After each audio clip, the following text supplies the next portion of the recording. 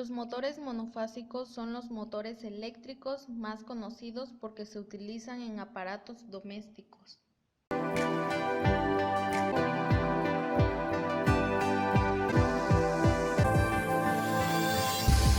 Se compone de un rotor de jaula de ardilla, que es idéntico al de un motor trifásico, y un estator. El estator tiene un devanado principal, el cual crea un juego de polos, norte y sur. También tiene un devanado auxiliar más pequeño que solo opera durante el breve periodo en que arranca el motor.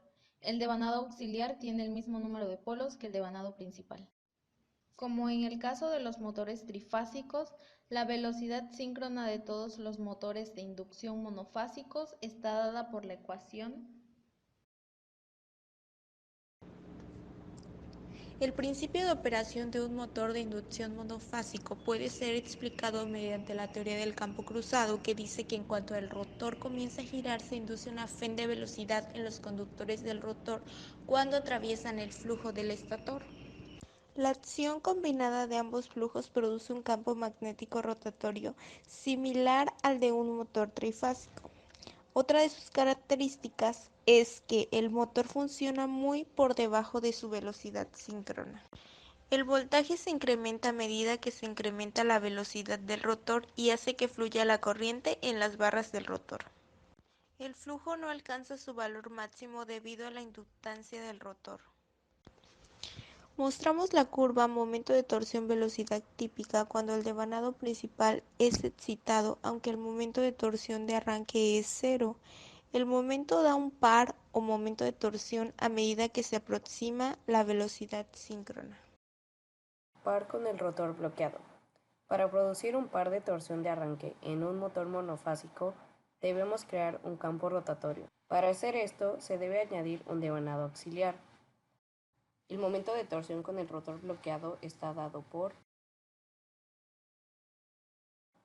Para obtener el desplazamiento de fase deseado entre la corriente en el devanado principal y el devanado auxiliar, se necesita agregar una impedancia en serie con el devanado auxiliar. De igual manera, se conecta un interruptor especial en serie al devanado auxiliar. Resistencia de un motor de fase dividida. El devanado principal de un motor monofásico siempre se hace de alambre relativamente grueso para reducir las pérdidas. Asimismo, tiene un número relativamente grande de vueltas, por lo que en condiciones de rotor bloqueado la reactancia inductiva es alta y la resistencia es baja.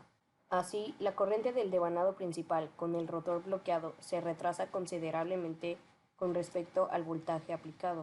De forma contraria, el devanado auxiliar tiene un número relativamente pequeño de vueltas de alambre fino, y es por eso que su resistencia es mayor y su reactancia es menor que las del devanado principal. Por eso mismo, la corriente del devanado auxiliar con el rotor bloqueado está casi en fase con el voltaje aplicado.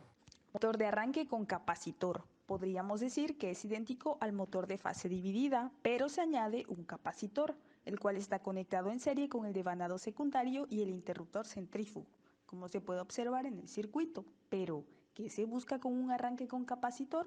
Un alto par de arranque, necesario en aplicaciones que implican periodos de arranque frecuentes, como lavadoras, ventiladores, etc.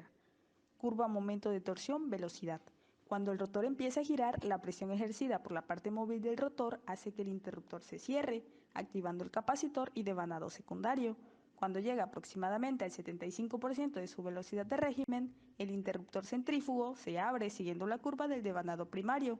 Eficiencia y factor de potencia de motores de inducción monofásicos. Se sabe que son bajos, debido a que conforme aumenta su capacidad, la eficiencia baja. Como máximo los tenemos de 10 caballos de fuerza en el mercado. Tienen gran corriente magnetizante, lo que hace que aún sin carga estos motores sufran considerables elevaciones de temperatura debido a su capacidad de caballo de fuerza fraccionario.